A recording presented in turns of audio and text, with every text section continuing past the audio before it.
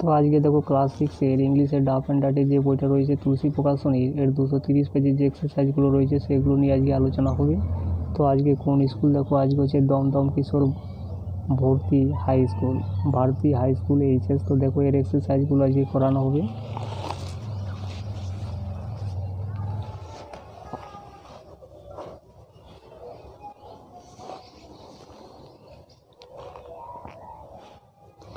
এ থেকে দেখো answer the following question, নিচের প্রশ্নগুলির উত্তর এখানে লিখতে বলা আছে। 1 নম্বর দেখো write the name of the poem from which the above lines have been taken.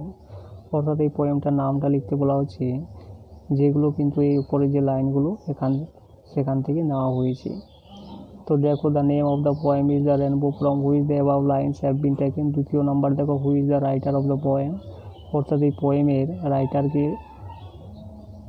তো দেখো Christina Georgiana Rossetti is the writer of the poem. 3 number দেখো what are prettier than boats and ships, অর্থাৎ নৌকাগুলো এবং জাহাজগুলো থেকে কোনগুলো বেশি সুন্দর। The cloud that sail across the sky, অর্থাৎ মেঘগুলো যেগুলো বয়ে চলে আকাশের উপরে সেগুলো কিন্তু বেশি সুন্দর বোটস অ্যান্ড শিপস নৌকাগুলো থেকে এবং জাহাজগুলো থেকে।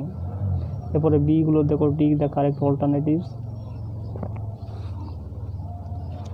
1 নম্বরে দেখো কারেক্ট অপশানটাকে এখানে টিক করতে বলা হচ্ছে। 1 নম্বরে দেখো শিপ সেল অন দ্য, অর্থাৎ জাহাজগুলো বয়ে চলে কোথায়, সি অর্থাৎ সমুদ্রের উপরে।